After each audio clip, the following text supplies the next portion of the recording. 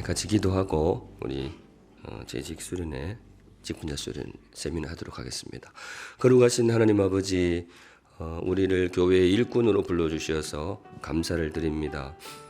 주님께서 세우신 귀한 샘물교회 성도로서 예배하며 살아가는 것 참 귀한 복인데, 특별히 우리를 성장시켜 주시고 성숙시켜 주시어서 교회의 일꾼으로 교회를 세워가는 벽돌로 사용해 주시니 감사를 드립니다. 오늘 연초에 다시 한번 익숙하지만은 우리 직분자의 자세, 성도의 자세를 다시 한번 마음에 새길 때에 더 귀한 일꾼, 더 귀한 성도 되게 하여 주시옵소서. 시종을 주님께 의탁드리옵고 거룩하신 예수님의 이름으로 기도합니다. 아멘. 네, 감사합니다. 귀한 자리에 오셔서. 제가 어떤 권사님 이야기 가끔 들으는데, 제 이제 어머니 잘해드린 것도 없으면서 자꾸 그분 이름을 파는데, 참 그렇게 늘 생각나는 권사님 한 분 계시고, 또 아버지 같이 이렇게 늘 의지하던 분이 있어요. 저 결혼식 주례도 해주시고, 어떻게 보니까 이름이, 성함이 저희 진짜 아버지하고 함자가 똑같으세요. 세북종자에 물수자 쓰셨는데, 저희 아버지는 이제 최종수, 그리고 제가 지금 말씀드리시는 분은 박종수 목사님이세요. 남서울 교회, 제가 이제 대학생 시절에 그분이, 저는 이렇게 가까이서 많이 교제를 안 했는데 그분이 그렇게 좋고 이렇게 이름도 똑같고 그러니까 늘 아버지처럼 이게 의지가 되었었어요. 제가 지금 무슨 이야기 하려고 하는가 하면, 그분이 항상 이렇게 목이 쉬어 있었어요. 그래가지고 그게 너무 신령해 보이더라고요. 그래서 저도 목이 쉬면 좋겠다 그런 생각을 실제로, 근데 목이 쉬니까 별로 좋지는 않아요. 좋지는 않은데, 그분은, 그러니까 제가 본 게 처음으로 그분을 이제 면대했을 때가 이제 대학 결정이 되고 고3 때 시골에 있는데 이렇게 집회를 오셨어요. 집회를 저희 1월 달인가 그때 집회를 오셔서 그 인연이 돼서 제가 그 교회로 가게 되었는데, 그때부터 한 제가 쭉 지켜본 남서울교 신앙생활을 청년 시절 거의 다 결혼을 할 때까지 보냈으니까. 그런데 늘 목이 이렇게 쉬어 있었어요. 그러니까 유명한 좀 부흥사셨고 또 기도를 원체 많이 하시는 분이셔서 그런 걸로 목이 쉬어야 되는데, 감기 걸려서 목이 쉬니까 되게 송구한 마음은 있습니다. 그래도 최선을 다해서 강의하도록 하겠습니다. 지난해하고 거의 비슷하네, 그렇게 시기가 약간 바뀌었습니다. 거의 비슷한데, 저는 매년 그렇게 하고 싶어요. 여기다 조금 더 추구하고 조금 더 하면서, 우리가 직분자의 자세가 2023년이 다르고 2024년이 다를 수는 없잖아요. 근데 지난해보다 좀 많이 오셨네요. 그죠? 잘 오셨습니다. 박수 한번 쳐주세요. 요새 교회 분위기 되게 좋은 것 같아요. 이렇게 어딜 가든지 많이 오고. 애들은 왔어요? 임팩트 애들? 아직 안 왔지? 물으면 내를 쳐다봐야 되는데, 지금. 나는 전도사 때 항상 담임 목사님만 쳐다보고 있었어. 왜냐? 앞에 있는 사람이 뭐 필요하면 가져와야 될까. 여러분, 신세대들 때문에 힘드시죠? 내도 힘들어요. 이렇게. 맞춰서 해야 되는데. 그래. 제가 뭐라고 질문했었지? 또 눈이 온대. 지난해 돌아올 때 눈이 너무 많이 와가지고, 그랬구나. 여러분, 마음으로 기도하면서 강의 듣겠습니다. 그 빈칸 채워가면서 우리 샘물교회 직분자 헌신동의서, 아마 처음 오셔서 이제 서리집사 직분을 처음 받으시는 분들도, 제가 젊은 분들이 꽤 보이시네요. 감사합니다. 자, 땡땡땡 예배자가 되겠습니다. 뭘까요? 1번 뜨거운 예배자, 2번 성실한 예배자. 제가 어느 걸 좋아하는 것 같으세요? 뜨거운 예배자를 좋아하는 것 같으세요? 성실한 예배자를 좋아하는 것 같으세요? 저는 성실한이라는 글자를 되게 좋아해요. 성실한. 오늘 설교를 사실 이렇게 일정이 쭉 있는데, 사실 오늘 일부러 좀 맞췄어요. 이렇게 여러분, 최고의 예배자는, 물론 뜨거운 예배자 너무 좋죠. 뜨겁게 예배 드리는 거 저도 참 사랑합니다. 그런데 가장 뜨거운 예배는 성실한 예배라고 저는 믿습니다. 그래서 우리 직분자이기도 하고 성도이기도 한데요. 여러분 성실한 예배자가 되시기를 주님의 이름으로 축복합니다. 정말 귀한 거라고 믿어요. 여러분 제 중3 때 머리 터져가지고 학교 간 거 좀 감동적이지 않아요? 제 자랑을 좀 해도 되나요? 어차피 다 하는데 뭐 나는 막 우리 샘물에서는 하고 싶은 이야기 다 하고 살 거예요. 아까는 사실 방송이라서 조금 이 이야기는 안 하는 게 좋을 것 같아요. 그래도 할게요. 결석하는 애들이 저 때문에 좀 혼이 났다 그랬잖아요. 근데 사실은 제 친구가 저한테 좀 뼈아픈 소리를 했어요. 오늘 니 때문에 오늘 일진 완전히 망했다고. 뭐 이런 거. 선생님이 그랬대요. 네가 왜 공부를 못하는지 알겠어? 이랬대요. 그래. 괜히 이야기했네. 걔가 결석을 너무 자주 했거든. 그래가지고 괜히. 근데 그 아이가 저하고 참 친하게 지내가지고 했는데 저는 사실 초등학교 도 그렇고 중학교 때도 그렇고 개근상을 거의 못 받았었어요. 그때부터 잔병이 많아가지고 그래 이제 무슨 이야기 하려고 했는지 모르겠는데 하여튼 저는 이 성실한 예배자를 참 좋아합니다. 성도님들 그렇게 참 성실하시면 좋겠어요. 땡땡에서도 예배하라는 말씀대로 땡땡 뭘까요? 광야입니다. 광야. 목사가 자기 설교했던 것 중에 그래도 아끼는 설교가 있어요. 이거 참 하고 싶다. 저 아끼는 설교예요. 언제 했는지 조금 기억이 그러는데 이스라엘 백성들을 하느님께서 예배를 가르치시 구약시대는 제사잖아요. 그걸 어디서 가르치셨는지를 좀 잘 보셔야 돼요. 애굽에서 가르치지 않았어요. 가나안 땅에 정착해서 가르치지 않았어요. 어디서 가르쳤다고요? 광야에서 가르쳤어요. 저는 굉장히 하나님이 심혈을 기울인 시간 선택이었다고 믿습니다. 얼마나 분주해요. 400년 만에 이사를 나오는 길이거든요. 정신없어요. 애 챙기느라고. 근데 하필 그 광야에서 성전, 성막 짓는 거 가르치고 제사제도 거기서 다 가르쳤어요. 무슨 뜻이겠어요? 그 어떤 삶의 분주함 속에서도 예배를 놓치면 안 된다. 예배 앞에서는 그런 핑계가 없다. 그런 뜻으로 여러분의 삶에도 광야가 있겠지만은 그때도 꼭 예배할 수 있기를 바랍니다. 주일 예배를 중심에 두고 이거는 이제 이스라엘 백성의 지면 편성 12지파를 광야를 40년 도니까 텐트를 쳐야 되잖아요. 뭐 매일 이동한 건 아니지만은 정기적으로 이동을 했는데 12지파니까 동서남북으로 3지파씩 배치를 했거든요. 그럼 제일 한가운데에는 뭐가 있었을까요? 성막이 있었습니다. 성막. 그리고 배치를 할 때 다 텐트 치고 살았으니까 텐트 입구를 내야 되잖아요. 입구를 동쪽으로 냈을까요? 서쪽으로 냈을까요? 굉장히 이제 센스가 높아지셨어요. 목사가 이렇게 말하면 일단 대답 안 하고 버텨보는 거죠. 자, 다시 묻습니다. 텐트 입구를 동쪽으로 냈을까요? 서쪽으로 냈을까요? 가운데를 향해 냈어요. 성막을 향해서. 모든 12시, 무슨 말씀인지 아시겠죠? 물론 이제 성막이 있을 때 3지파씩 배치하는 건 동서남북 정해져 있었어요. 그런데 텐트 방향은, 입구는 다가 뭔가 하면 눈 뜨면 성막이 보이도록 내 삶의 중심에 예배가 있다는 것을 40년 동안 지면 편성을 향해서 가르치신 거예요. 제가 전에 이 설교하면서 그 이야기도 했었어요. 저 서울에서 목회할 때는 교회가 어디에 있었는가 하면 제일 산자락 종교부지 끝자리에 있었어요. 근데 제가 샘물에 오니까 샘물교회가 진짜 교회가 있어야 될 자리예요. 여기 제일 중심이잖아요. 여기 상가들이 있고. 저는 이게 맞다고 봐요.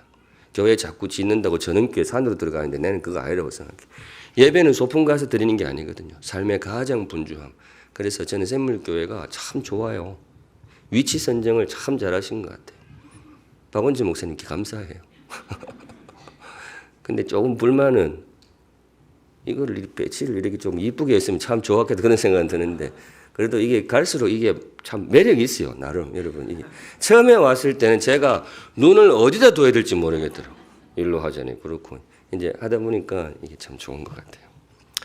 오늘 강의가 굉장히 길어질 것 같은 불가라는 예감이 드는데 삶의 중심에 두고요. 그 다음에 삶의 스케줄 오늘 했던 거죠. 땡땡땡 공백 뭐 썼을까요? 뭐 아무거나 넣어도 좋아요. 제가 했던 거는 거룩한 공백, 뭐 아름다운 빈칸 그런 말을 썼는데요. 여러분 삶의 뒤에 내 마음대로 못 쓰는 시간이 꼭 있기를 주님의 이름으로 축복합니다. 내 마음대로 못 쓰는 시간.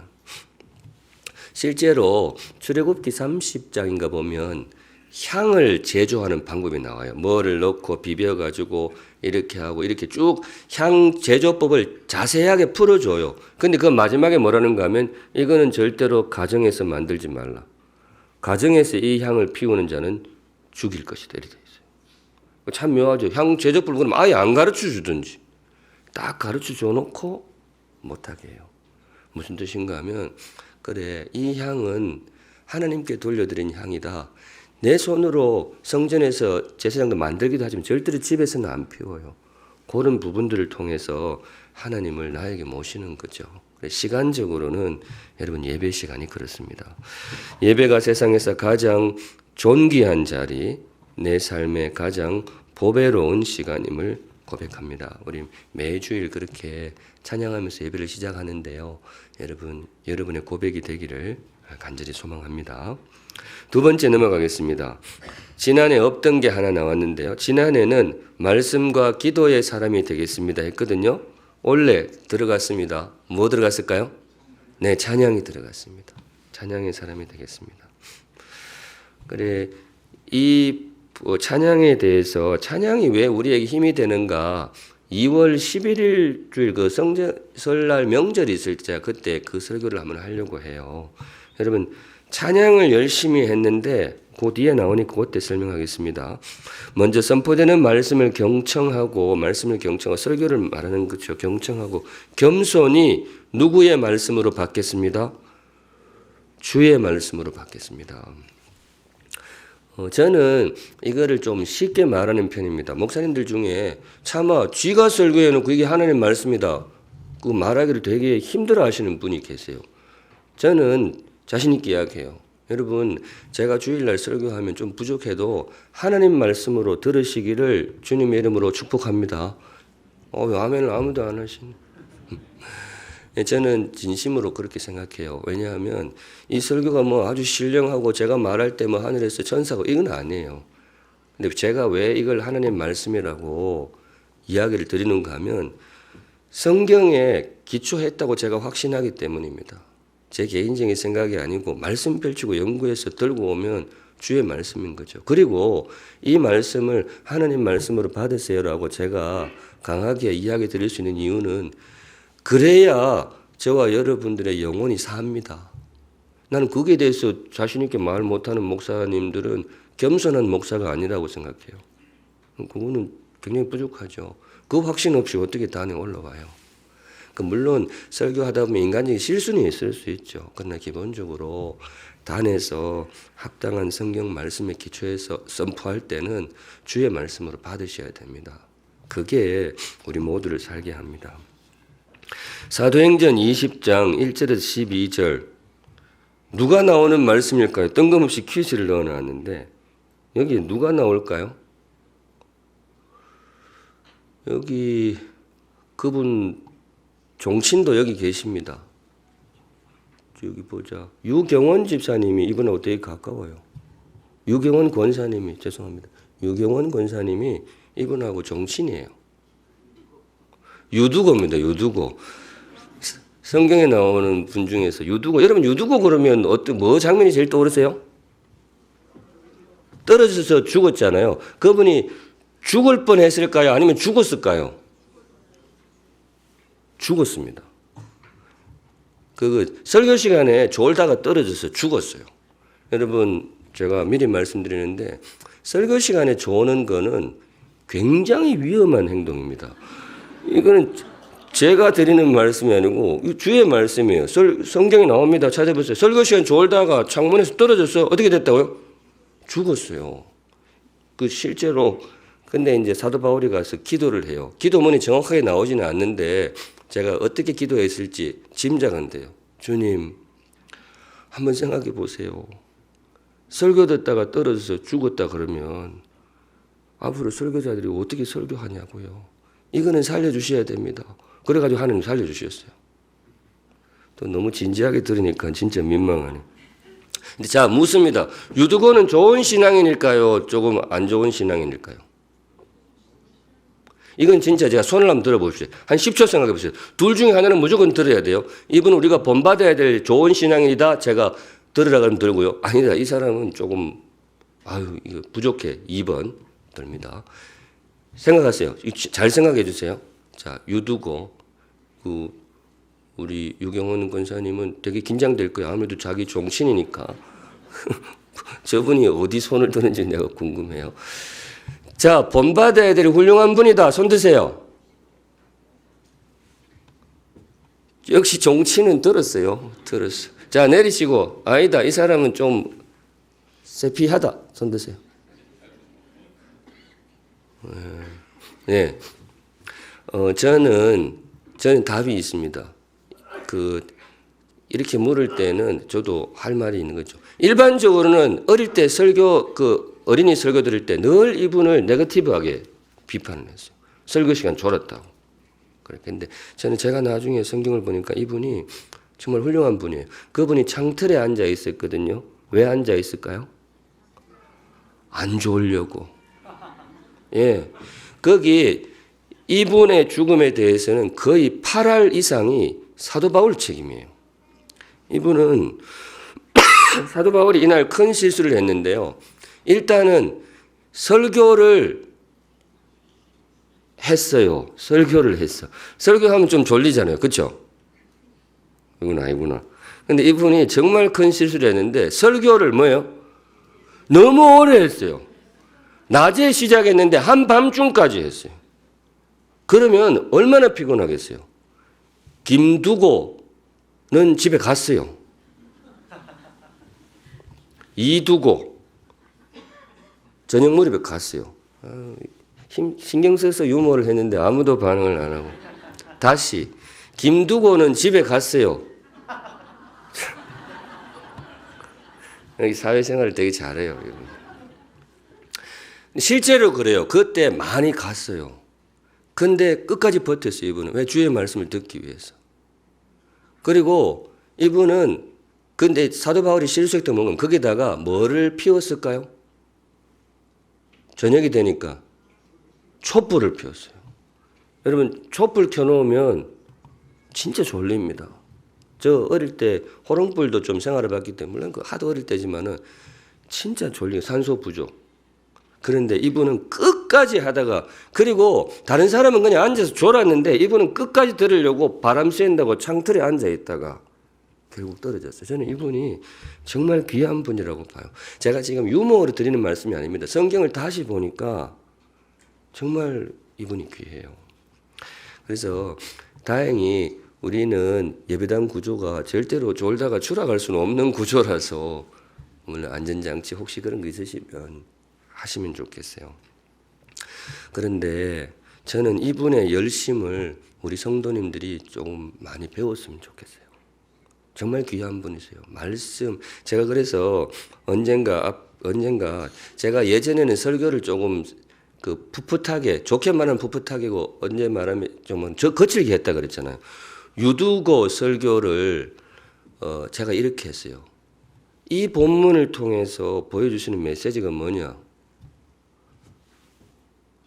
설교를 멈추면 그때 제가 저는 할 때 설교할 때 항상 질문을 던지잖아요. 사도 바울이 왜 그렇게 오래 설교를 했을까?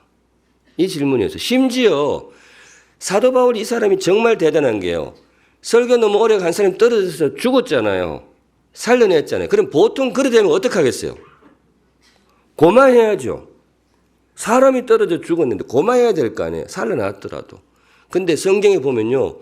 뭐 예상하시죠. 사도 바울 어떻게 했을까요? 또 설교해요. 이 사람 진짜 대단한 사람. 밤새도록 유두고 살려놓고 이 앉혀놓고 또 설교를 해요. 저는 그 부분이 너무 좀 인상적이었어요. 그래서 제가 이렇게 설교했어요. 사도 바울이 왜 그렇게 사람이 죽어 나가는데도 그렇게 설교를 했을까? 이유가 뭔가 하면요. 제가 했던 말이 그거예요. 설교를 그때부터 진짜로 사람이 죽어나가기 때문에. 제가 그렇게 설교를 했어요. 무슨 뜻인지는 아시겠죠? 제가 그때는 이거 할 때 진짜 가슴이 확 뜨거웠는데 이거 서울 영동교회에서 설교를 했거든요. 근데 이렇게 젊은 목사가 뜨겁게 하는데도 몇 사람 졸더라고. 그래. 상처받았어요. 그래. 근데 저는 이 본문이 주는 메시지는 그거라고 봐요. 유두고보다 더한 사람이 사도 바울이에요. 저 같으면 간 떨려서 설교 못해요. 설교하는 중에 한 사람이 쓰러졌는데 어떻게 설교를 더 해요.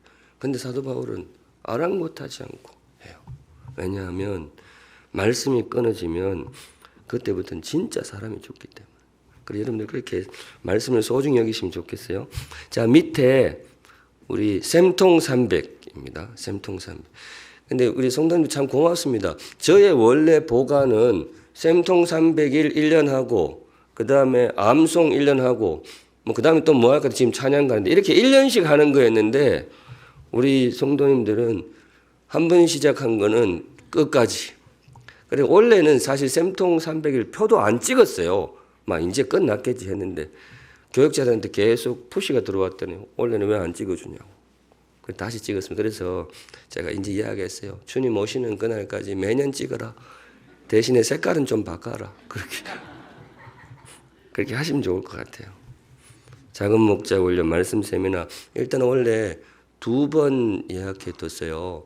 거기 그 뭐고 교수님 불러가지고 이사야 해설 6월인가요? 그때 예약해놨고 하반기 9월에는 좀 기대하셔도 좋겠습니다.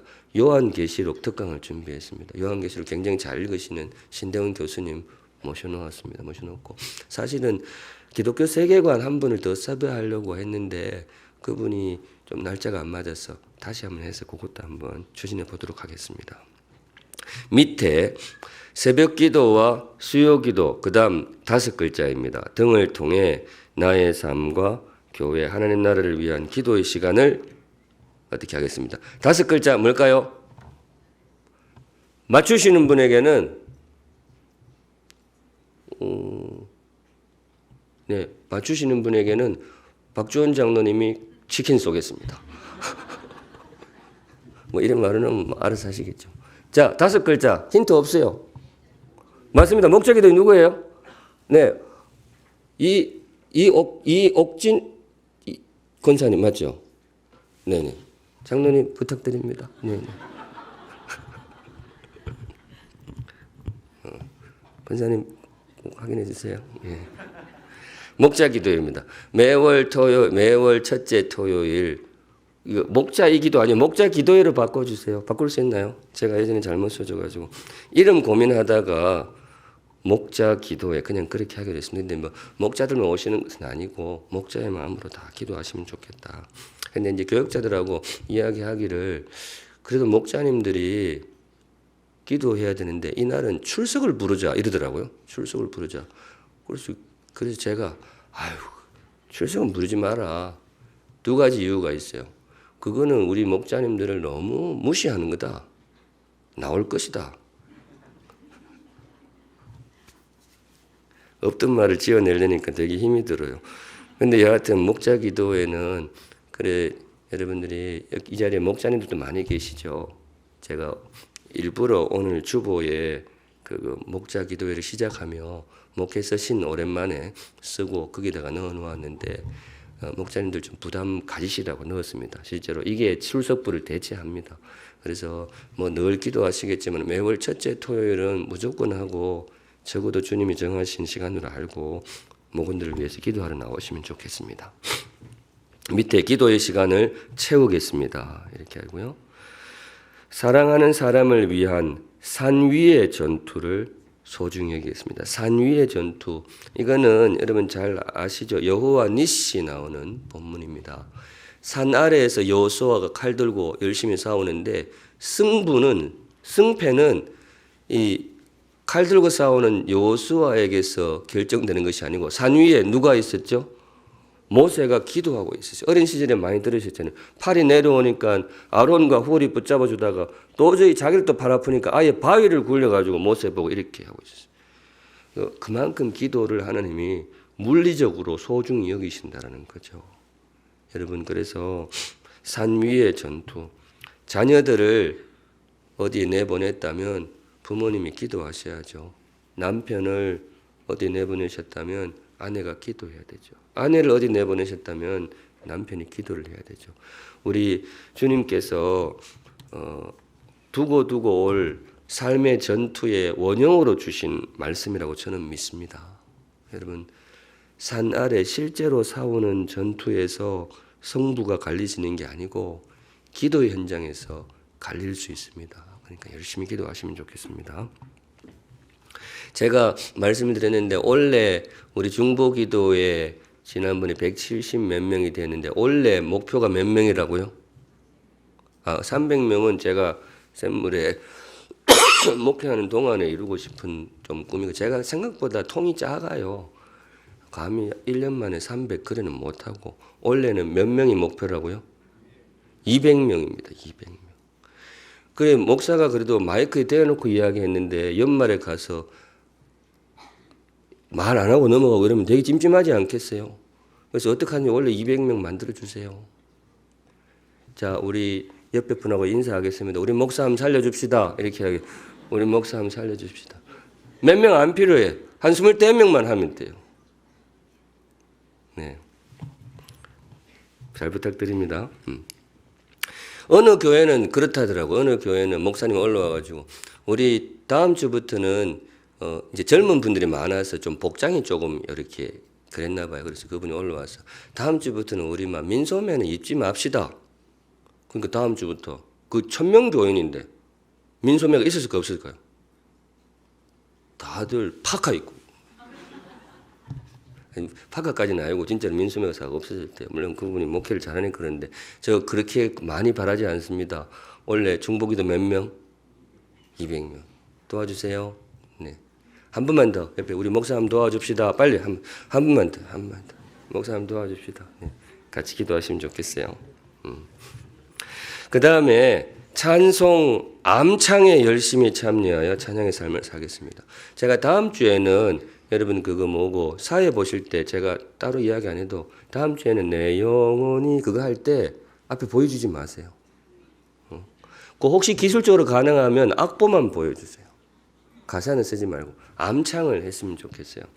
제가 원래 찬송 암창을 시작한 동기를 제가 말씀을 드렸던가요? 예. 아프간 피랍 되셨던 우리 믿음의 이 선배님 여러분들이 후배도 많고 그래가지고 우리 믿음의 동료들이 저하고 좀 몇 번 만나면서 이야기하는 중에 좋은 이야기도 많이 들었는데 참고로 그리고 이번에 2월 달에 그 열방의 샘 할 때 그분들 초대했습니다. 네, 이거를 뭐 바깥에 말 나가는 거 하는 건 조금 조심스럽다 그러더라고요. 그런데 여러분들 아시고 기도하시면 좋겠습니다. 그분들이 하시던 말씀 중에 거기 갇혀 있을 때 참 힘들었던 것이 평소에 내가 외우고 있는 찬송이 별로 없었구나. 그 마음 정말 이해가 돼요. 힘들 때 찬양을 해야 되는데 그래서 제가 이걸 할까 저걸 할까 좀 고민하고 있었는데 그 이야기 듣고 그냥 픽스를 했어요. 찬송을 좀 암송을 해야 되겠다. 물론 가스펠송도 좋습니다. 자, 밑에 사도행전 16장 25절 26절 요거는 2월 11일 설교 본문인데요. 무슨 말씀일까요? 땡땡 안에서의 찬양. 네, 감옥입니다. 감옥. 장로님 조금만 더 기다리셨으면 치킨 받을 수 있었는데 감옥 안에서 찬양을 해요. 여러분 저는 이번에 물론 설교하면서 이야기를 말씀드리겠는데 이분들이 그 찬양을 할 때에 그 옥문이 열리고 족쇄가 다 풀어졌다가 나오거든요. 그 참 귀한 거죠. 그런 역사가 있기를 바랍니다. 그렇게 설교를 할 거예요. 그런데 제가 이 본문 이제 설교를 미리 조금 스케치를 합니다. 이런 메시지는 한 10줄 정도는 적어 놓고 이렇게 닥침에 준비하고 그러거든요. 근데 이번에 제가 이거 준비하면 스케치하면서 참 감동적이었던 것이 이분들이 감옥에서 뭘 했다고요? 찬양을 했어요. 여러분 우리가 생각하는 한국의 감옥하고는 많이 다릅니다. 여기는 대부분 지하 감옥이 많았었어요. 정말 깜깜하고 정말 열악한 거기서 정말 이제 이러다가 내 삶이 끝날 수도 있겠구나 그런 이제 압박감이 들어오는 장소죠. 그런데 거기서 이분들이 찬송을 했다는 거죠. 참 귀한 것 같아요. 그 본문과 함께 우리가 원래 정말로 더 찬양 암송도 많이 하고 그렇게 하시면 좋겠습니다. 우리 그런 의미에서 438장 저는 그 3절까지 다 외울까요? 못 외울까요? 그래도 목사가 정할 때는 안전빵으로 합니다. 혹시 쥐는 외울까 모를까 다 외우죠. 우리 자 1절만 우리 암창하고 계속하겠습니다. 내 영혼이 시작. 내 영혼이 은총 입어 중한 죄짐 벗고 보니 슬픔 많은 이 세상도 천국으로 와도다. 할렐루야 찬양하세. 내 모든 죄 사함 받고 주 예수와 동행하니 그 어디나 3절 높은 산이 거친 들이 초막이나 궁궐이나 내 주 예수 모신 곳이 그 어디나 하늘나라. 할렐루야 찬양하세. 내 모든 죄 사함 받고 주 예수와 동행하니 그 어디나 하늘나라. 이럴 때 마스크 낀 분들은 되게 좋을 것 같아요. 네, 이 찬양이 되게 좋아요. 아마 그때 설교할 때도 말씀드리겠지만은 제가 이 찬양을 좋아하게 된 게 원주희 목사님 샘브로스피스 이렇게 설교하고 할 때 정말 인생의 힘든 순간 중에 하나가 임종 그렇잖아요. 저도 이제 가끔 이제 그런 생각을 하면 걱정되죠. 그래도 목사의 품위를 지키면서 가야 될 건데, 근데 그럴 때 그분은 경험이 많잖아요. 찬양을 불러주면 그 시간을 참 표현이 그렇지만 힘있게 가신대요. 그리고 정해두라 그러더라고. 정해두라고. 내가 듣고 싶은 찬양. 그래서 제가 와이프한테도 이야기하고 애들한테도 애들도 알고 있어요. 이거 그래. 여러분들 꼭 뭐 그 용도가 아니다 하더라도 나의 찬양 꼭 마음에 담아두시면 좋겠습니다. 3번 정직한 헌금 생활을 하겠습니다. 네, 우리 성도님들은 참 헌금 생활 열심히 하시는 것 같아요. 참 감사합니다. 헌금이 나의 마음을 드러냄을 인정하며 내 보물이 있는 곳에 네 마음도 있느니라. 내 마음이 어디 있는지를 알려면 내 돈이 어디로 흘러가는지를 보면 되죠. 나의 마음을 드러내는데 헌금의 정신, 주님을 향한 나의 감사입니다. 감사와 고백을 담아 정직하게 헌금하겠습니다. 감사는 주님께 감사합니다. 헌금이 그런 정신이 있겠구나 쉬운데 고백이라는 게 들어가요. 헌금에는 고백이 들어갑니다. 여러분 고백으로 드리는 헌금이 있어요. 뭘까요? 그 밑에 나옵니다. 소득의 11조입니다. 소득의 11조를 구별하여 드리고 이때 아니면 드릴 기회가 잘 없기 때문에 제가 꼭 말씀을 드리는데 성도 여러분 어떤 목사님들은 그렇게 말하는 분이 있어요. 11조는 구약으로 끝났다. 신약에는 11조가 없다. 저도 성경 꽤 읽었는데 동의할 수 없어요. 여러분 11조는 영원합니다. 왜 그런가 하면 11조는 주님에 대한 감사이기도 하지만은 고백입니다. 나의 모든 것이 주님께로부터 왔습니다. 그래서 어떤 면에서는 10분의 1을 드리는 것이 아니고 주님의 것을 10분의 9를 받는 것입니다. 그런 의미에서 저는 이걸 뭐라고 보는가 하면요. 내 마음대로 못 먹는 과일 있으시죠? 내 마음대로 못 쓰는 시간, 내 마음대로 못 만드는 향, 내 마음대로 못 쓰는 돈. 그래요. 11조는 그런 의미가 있습니다. 저는 이렇게 어떤 헌금 설교하고 이러면 목사님들이 부담을 가지기도 하고 저도 가끔 부담이 되지만은 그래도 목사가 여기 있어서 거짓말을 할 수는 없잖아요. 예, 저는 11조는 신앙 고백이라고 믿습니다. 근데 제가 좀 여유를 드리는 거는 아무래도 아직 안 되는 것 같아. 믿음이 부족할 때는, 믿음이 아직 준비 안 됐을 때는 안 하셔도 됩니다. 안 하셔도 되는데 제가 원하는 거는 딱 한 가지예요. 11조가 아닐 때는 11조 봉투에 담지 마세요. 그냥 감사한금 봉투에 담으세요. 저는 그것만 지켜주시면 됩니다. 믿음이 준비되시면 그렇게 하시고. 왜냐하면 물론 저는 우리 성도들이 헌금을 얼마 하는지 11조를 하는지 안 하는지 진짜 모릅니다. 진짜 보여주지도 않아요. 보여주지도 않고 어떤 교회는 장로님들 잘 들으세요. 어떤 교회는요 하루가 딱 끝나면 프린트 쫙 뽑아가 누가 얼마고 누가 얼마고 프린트해서 가져오는 교회가 있을까요 없을까요? 지금 제가 되라 그러면 5군데 이상 될 수 있습니다. 그래서 저도 이 자리에서 말씀을 드리는데 다음 주부터 주일 끝나고 나면 그거 프린트해서 저한테 절대로 갖고 오지 마세요. 왜냐하면 목사가 그거 보고 나면 제가 예전에 한번 조심스럽지만 누군가의 걸 옛날에 어디 있을 때 한번 봤어요. 시험이 들어서 안 돼. 그거는 저를 위해서 그거는 보호해 주셔야 됩니다. 그런 거 저한테 보여주고 그러지 마세요. 대신에 여러분들이 하나님 앞에서 하시면 좋겠습니다. 그 밑에 정결한 소득을 추구하고 어려운 이웃을 기억하겠습니다. 여러분 그 성경에 그런 문구는 정확하게 나옵니다. 창기의 재물은 성전에 가져오지 말라 이거예요. 아주 극단적인 예지만은 부정한 헌금이 성전에 들어오면 성전 헌금통이 썩습니다. 극단적으로 성경에 딱 그 문구는 안 나오지만은 그 분위기로 몰고 가요.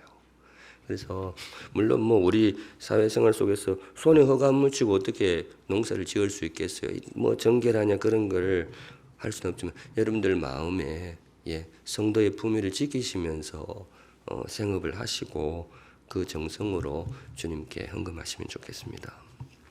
네, 그 다음에 4번 믿음의 가정을 세우기를 힘쓰겠습니다. 가정생활인데요. 제가 뭐 자유롭게 이야기할 수 있어서 참 좋으네요. 그때까지 있어야 그걸 할 수 있는데 그래도 오래 목회하게 해주세요. 신임 투표하면 꼭 가표를 던져주세요. 제가 참 주제넘게 샘물교회 30주년을 지금 준비를 하고 있어요. 그게 얼마 남았죠? 5년 남았거든요. 5년 남았는데 그때 해보고 싶은 게 뭐 여러 가지 몇 개가 있는데 한 가지 말씀을 드리면 지금 샘물에서 이루어지고 있는 저 나름의 어떤 교회가 이런 사역이 있었으면 좋겠다 정리했던 거 지금 거의 다 갖춰졌거든요. 근데 그런 사역들을 목회를 시작하는 후배들한테 소개하고 싶은 그런 꿈이 있어요. 근데 그때 꼭 소개하고 싶은 것이 샘물 플래싱 우연찮게 들어왔지만 되게 괜찮은 것 같아요. 우리 김동욱 목사님 샘물 플래싱 맡아가지고 지금 굉장히 잘하고 있는데 키트도 만들었거든요. 내가 굉장히 좋게 보고 있어. 박수 한번 보내주세요. 그리고 여러분들 놀라지 마세요. 그 키트 광고 있죠. 직접 만들었어요.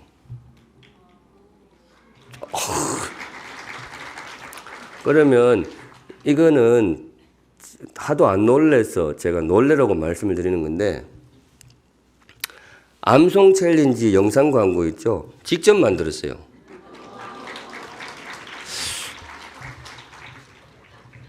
이 정도 되면 최소한 인간 같으면 밥이라도 한 개 사야 돼. 근데 열심히 하고 있는데 샘물 플래싱도 너무 귀하고 그리고 특별히 이제 마드와이저는 우리가 평소에 너무 잘하고 있었거든요. 근데 여러분 파드와이저는 전국 교회에 진짜 우리 교회밖에 없어요. 우리 교회밖에 안 해서 우리 교회밖에 없는 게 아니고 성공한 데가 없어요.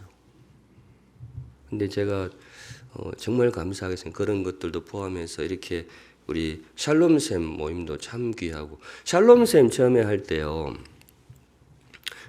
시니어 사역을 잘하는 교회가 있다 그래서 우리 교육자들 보냈어요. 가서 배워라고. 갔다 왔는데 우리보다 못해요.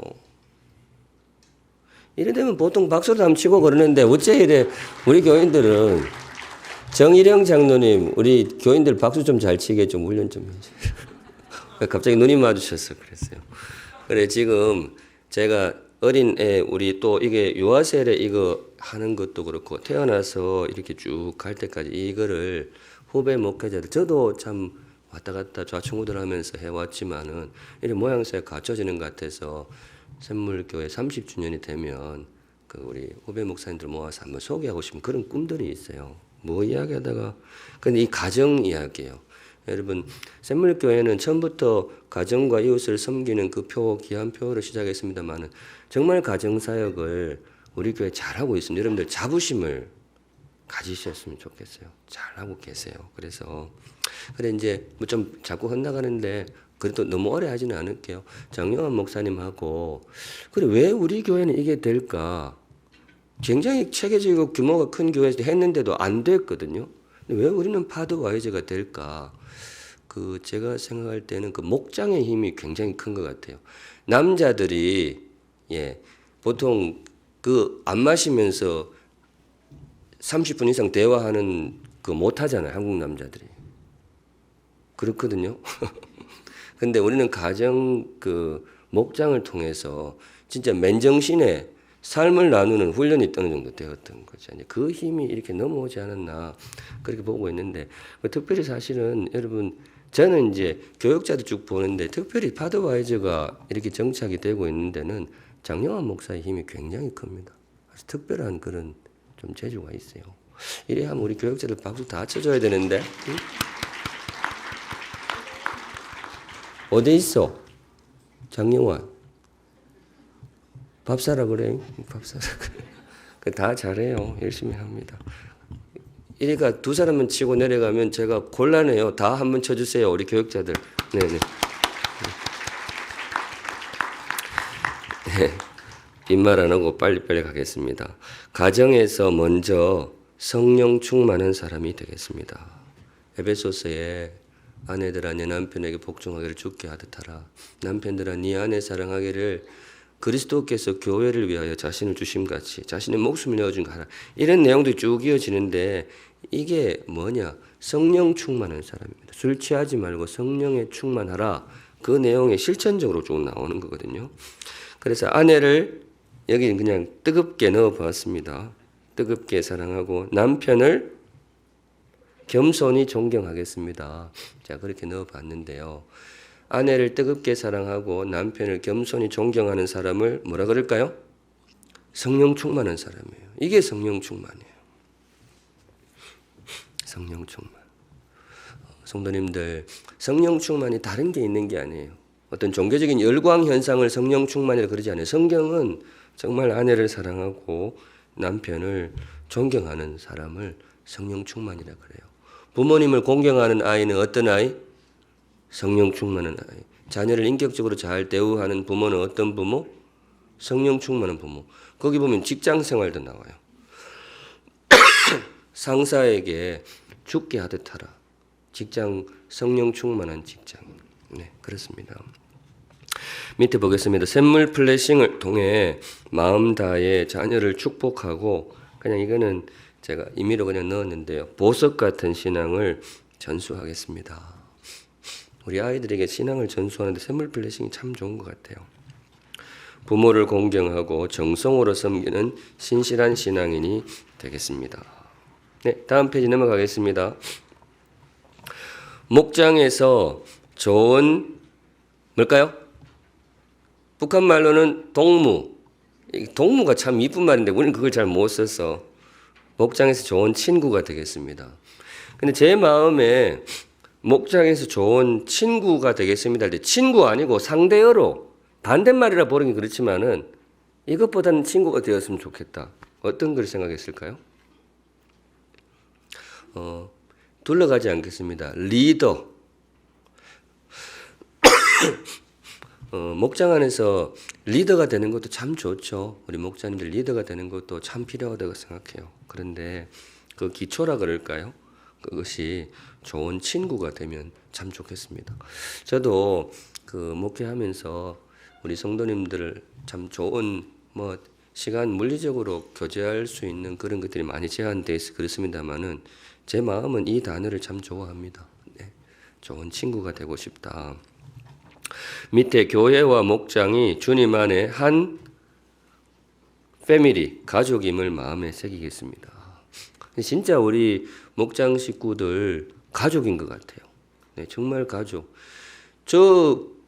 저희 어머니 얼굴 1년에 많이 봐야 한 서너 번, 요새 그래도 좀 봐서 한 서너 번 1년에 보는 것 같은데 우리 성도님들이 매주 보잖아요. 근데 여러분들 목장은 정말 그렇잖아요. 이게 진짜 가족 이상이죠. 그렇게 정말로 귀한 가족이 되시면 좋겠습니다. 주님 안에서 서로를 따뜻한 마음으로 대하고 잘 뭐 해주고 잘 들어주고 가장 성숙한 목자의 참 귀한 면모가 저는 이거라고 생각해요. 들어주는 거. 목장 안에서도 참 귀한 분들 들어주는 거. 여러분 가정교회가 참 묘합니다. 가정교회가 그냥 이거 거칠게 말씀드릴게요. 목사니까 교회마다 있는 소그룹 시스템을 대충 다 알잖아요. 그 다락방이라는 것도 있고요. 셀 모임이라는 것도 있어요. 가정교회 있고 그렇습니다. 그리고 전도회 모임도 있고 그렇습니다. 소그룹을 구성하는 방식은 뭐 크게 사실 이 네 가지로 하면 거의 다 커버가 돼요. 근데 그 추구하는 시스템, 소그룹 시스템별로 이 나오는 그런 그 뭐랄까 성숙한 성도형이 스타일이 좀 다르거든요.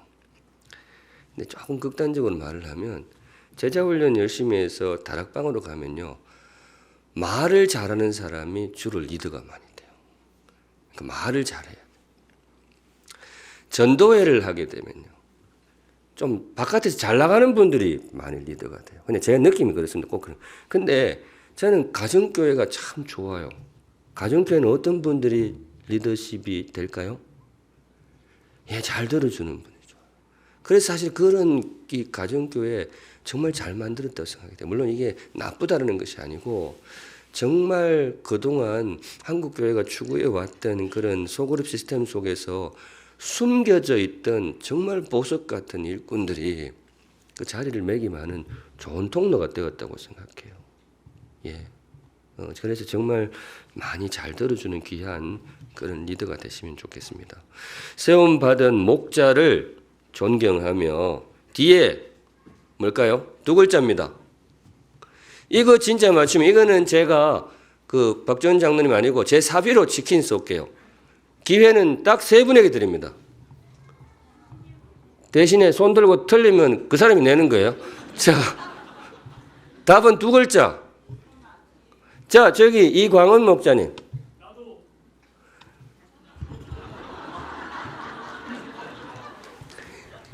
거기 치킨이 그래 먹고 싶었어요.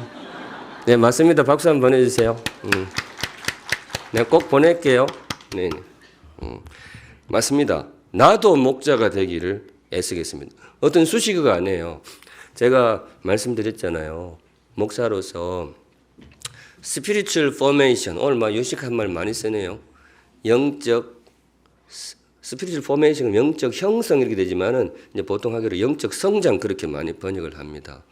성도가 저에게 왔잖아요. 그러면 목사가 교회를 성장시키는 것도 귀한 사명이지만은 성도가 성숙해 갈 수 있도록 돕는 게 목사의 사명이잖아요. 제가 말씀을 드렸죠. 제가 생각하는 목사가 성숙의 저의 소임은 어디까지? 이분이 목자가 되면 저는 일단락 됐다고 봐요. 목자가 됐다는 게 뭐 특별한 의미가 아니고 내가 교회를 올 때에 내가 저 사람을 돌봐야 되는데 이 생각 품고 오면 저는 그 이상은 하나님이 하시는 거고 그 마음이 성도들에게 들어갈 수 있으면 저로서는 개인적으로 일단락 됐다고 봐요. 그러니까 우리 이광원 목자님은 나하고 이제 하산해도 되는 거예요. 그래 치킨 뭐 먹고 싶어? 양념, 후라이, 뭐 반반. 네, 밑에 뭐를 품고 VIP를 품고 기도하며 목장에 초대하고 사람을 남기는 목장이 되기를 힘쓰겠습니다. 그 다음에 샘물, 이거 새로 들어온 거죠. 땡땡 샘물 행복축제. 행복축제.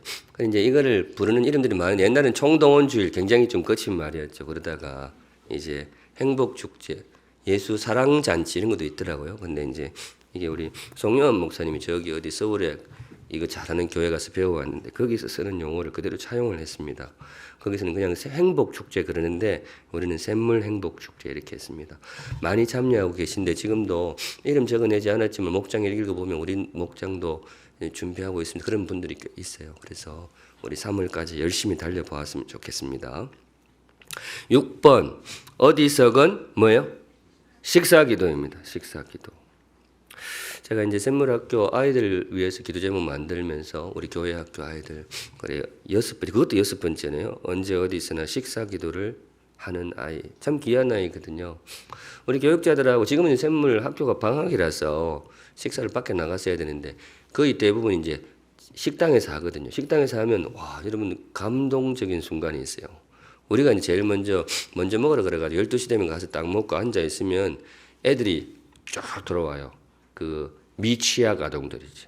그냥 5, 6, 7세 애들이 이렇게 뚝 들어오면 먼저 거기 식당 그 입구에 배식구 앞에 쭉 서요. 그러면 애들이 막 우랑창 소리로 뭐라 하더라?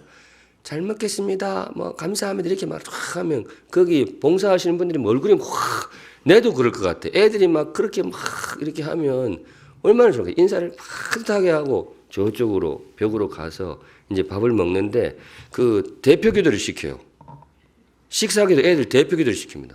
한 번은 뭐 거의 매일 근데 한 번은 제가 너무 감동을 받아가지고 대표 기도를 거진 한 2분을 하는 것 같아요. 얼마나 이렇게 내가 이렇게 봤어요. 지금 과장이 아닌데 교육자들 같이 있었기 때문에 한동안 쳐다봐서 자가 뭘 보고 읽나 이렇게 봤는데 그냥 그렇게 해요. 그 제가 밥 먹고 가면서 거기 갔어요. 가가지고 야야 네 이름이 뭐고 그러니까네 뭐입니다. 그래서 보니까 옆에서 우리 교육들 일러주는데 목사님 우리 교회 다니시는 분이 아니고 저기 판교에 어느 교회 다닌다. 내가 그래 그랬어요. 그래서 내가 걔 보고 그랬어. 안무개야 오늘 집에 가면 아빠한테 꼭 그래라. 아빠 우리도 샘물교회 가요. 근데 기도를 진짜 너무 잘해요. 대부분 애들이 그래요. 제일 짧게 하는 게 장우주. 네, 그래가 좀 집에서 좀 열심히 시키라 막 이러는. 근데 애들이 기도를 그게는 제가 보기엔 그거는 이렇게 진짜 뭐 집에서 준비를 시키는지 모르겠는데 와 대단합니다. 그래 우리 어른들도 식사기도 열심히 하시면 좋겠습니다. 내가 믿는 복음을 결코 부끄러워하지 않겠습니다. 이걸 왜 썼는가 하면 여러분 제가 목사가 뭐 크게 요구한 건 아닌데 여러분 바깥에서 식사하실 때 짤막하게라도 꼭 식사 기도하세요. 그거는 내가 그리스도인이라는 것을 드러내는 거예요. 내가 하나님 믿는 사람입니다. 그래서 밑에 내가 예수 믿는다는 사실, 내가 믿는 예수님을 누구 앞에서도 그 누구 앞에서도 부끄러워하지 않겠습니다. 그리고 부끄러워하지 않는 정표가 뭐냐? 제가 밑에 그거예요. 사회적인 예법을 존중해야 되겠죠. 같이 셋이 가는데 혼자 2분 동안 막 이렇게 하고 있으면 그거는 아니죠. 그거는 근데 적어도 잠시 손을 모아서 한 2, 3초라도 기도하시고 드시면 좋을 것 같아요. 그래서 제가 요구하는 거 그게 크게 복잡하지 않습니다. 손을 잠시 모으시고 그러니까 이거는 안 된다 이거죠. 기도를 하긴 해야 되는데 저도 알기 때문에 그렇습니다. 숟가락 짚는 척 하면서 그러면서 이거는 아니다 이거죠. 그거는 여러분 그거는 안 돼요. 그래도 숟가락 놓고 손은 잠시 모으세요. 이거 가톨릭에서 이렇게 하잖아요. 저도 그거 하나 사실 만들고 싶은 생각이 있었어요. 가톨릭이 이렇게 하니까 나는 그럼 이쪽 방향으로 할까 했는데 이쪽 방향을 누가 또 했더라고요. 누군지 아세요? 그 러시아 쪽에 있는 그리스 정교회 있죠. 그분들은 반대 방향. 요번에 그 내가 선교사님들 면담하다가 들었어요. 이게 서방이고 이게 동방이라고 그러더라고요. 우리는 요거. 요렇게 하면 좀 이쁜데 요거까지는 봐드릴게요. 그래서 그렇게 좀 하시면 좋겠습니다. 웃음소리가 들려서 허자경 권사님 식사기도 하고 밥 먹으세요? 제일 밑에 나의 생명과 양식이 주께로부터 공급됨을 믿습니다. 식사 기도를 주님께서 가르치기 위해서 40년 동안 베푼 기적이 있습니다. 감이 오시죠? 뭐죠? 만나입니다. 만나. 정말 그때는 문자 그대로 그 기도였어요. 주님 오늘 나에게 양식을 주심을 감사합니다. 진짜 주님이 주셨거든요. 농사 안 지었거든. 근데 이거를 40년 동안 훈련시켰는데 가나안에 들어가서는 내 손으로 땀 흘려서 농사를 짓지만 이 양식이 주님이 주신 것이다. 그 고백입니다. 실제로 그렇게도 하고요. 그래서 식사기도 참 소중하게 여겨주시기 바랍니다. 마지막 7번, 삶의 현장에서 소금과 빛이 되기를 힘쓰겠습니다. 소금과 빛 빵 맛있습니다. 우리 교인 이렇게 홍보해야지. 제가 거기에 우리 전에 그분이 교회 오기 전에 제가 한번 설교 시간에 한번 이야기한 적이 있었어요. 보통은 빛과 소금 그러거든요. 근데 저 집은 내가 보고 분명히 예수 믿는 집안이고 신앙생활 똑바로 하는 집안이다 생각했어요. 왜냐하면 성경 순서가 소금과 빛인데 보통 빛이 좋으니까 빛과 소금 하는데 그 집은 딱 소금과 빛 이렇게 되어 있더라고요. 또 저 집에 소금빵이 또 되게 맛있어요. 이렇게 이야기하면 또 저번에 하나 가져오더라고. 그렇게.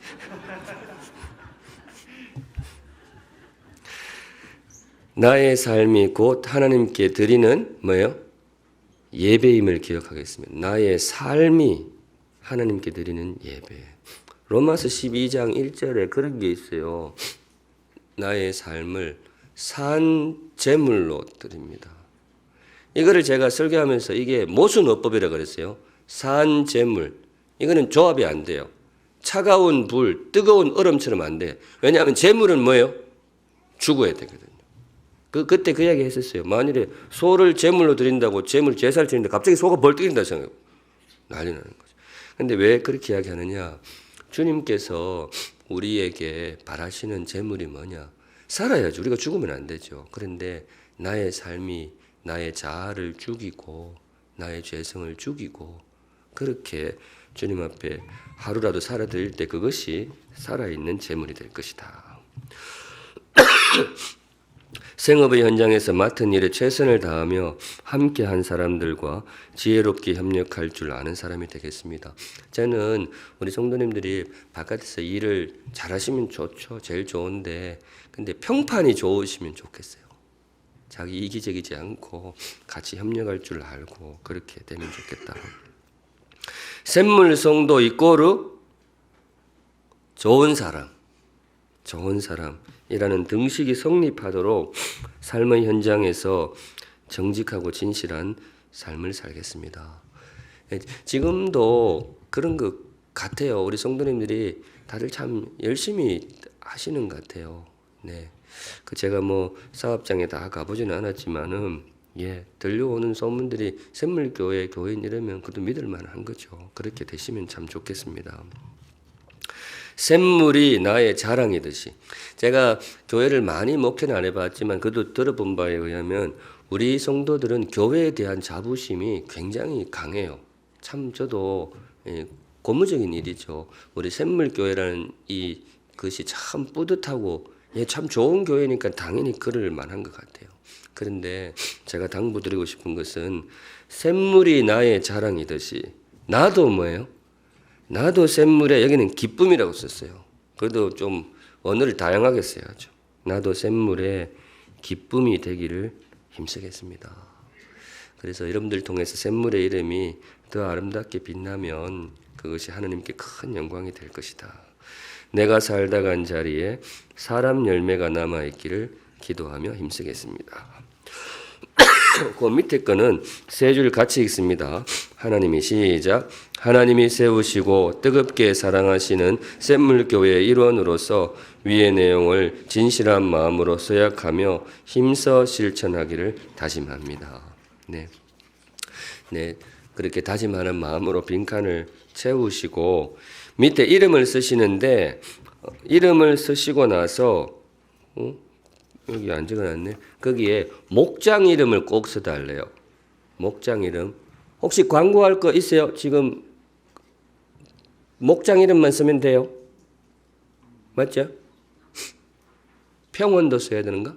네, 하여튼 본인의 주소, 평원과 목장 이름을 써줘야 이 이름이 같은 분들이 좀 있어요. 그렇게 해주시면 감사해요. 본인 이름 또박또박 잘 써주시고 그래야 됩니다. 물론 뭐 특별하게 부담스러움 없을 것 같은데 하나님 제가 원래 꼭 이렇게 해보겠습니다. 그렇게 하셔서 나가실 때 제출해 주시면 감사하겠습니다. 찬양 하나 하겠습니다. 찬양 행복 하냐 행복 찬양하죠. 행복.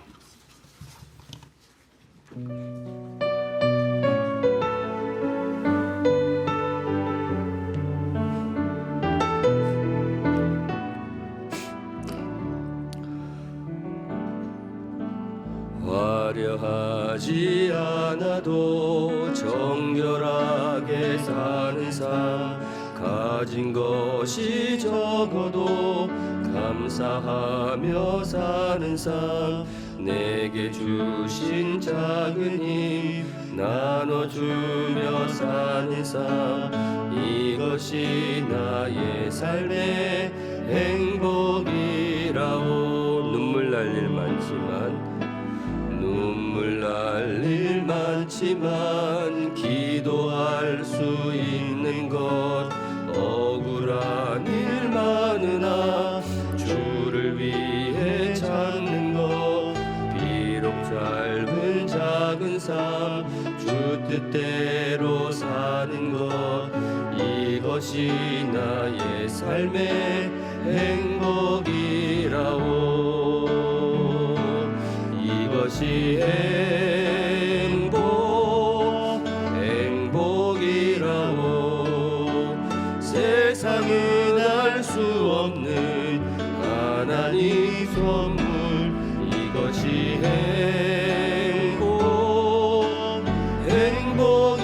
행복이라오 하나님의 자녀로 살아가는 것 이것이 행복이라오 이것이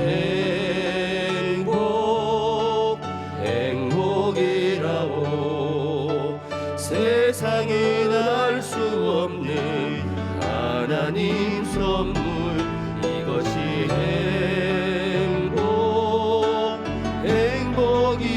행복이라오 하나님의 자녀로 살아가는 것 이것이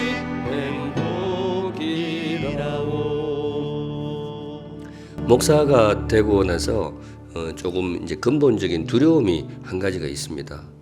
그 말씀도 드리도록 하겠습니다. 교회에서 설교를 하면 설교대로 사는 분들이 있어요. 그 목사는 참 영광이죠. 근데 그거 목사한테 굉장히 겁나는 일입니다. 내가 설교했는데 그대로 살겠다라는 거. 그러면 사실 그 제가 남의 인생에 대해서 간섭하는 걸 좀 되게 두려워하거든요. 내가 뭐라고 그리고 근데 무슨 뜻인지 아시겠죠? 근데 그런 설교를 하고 목회를 할 때는 제가 조금 어떻게 보면 뭐 그런 두려움은 가시질 않는 것 같아요. 늘 그런 마음들이 있습니다. 그래서 이런 그 동의서 이런 내용들을 함부로 들이밀 수는 없거든요. 근데 저도 이렇게 살려고 애를 씁니다. 그래서 저도 같은 믿음을 가지고 나아가는데 성도님들 이거 기록을 했으니까 그대로 사시면 좋겠습니다. 절대로 후회하지 않으리라고 믿습니다. 우리가 꼭 뭐 다른 일을 안 해도 이렇게 사는 것이 제일 행복하고 거룩한 일이라고 믿습니다. 우리 마지막으로 한번 기도하고 제가 마무리 기도하고 마치겠습니다. 다른 거 없고 주님 이렇게 쭉 썼는데 연약한 인간인지라 약해질 때도 많이 있는데 주님 올 한 해 꼭 잘 지킬 수 있도록 주님께서 나에게 힘을 더하여 주시옵소서. 우리 다 같이 하나님 앞에 기도하시겠습니다. 거룩하신 하나님 아버지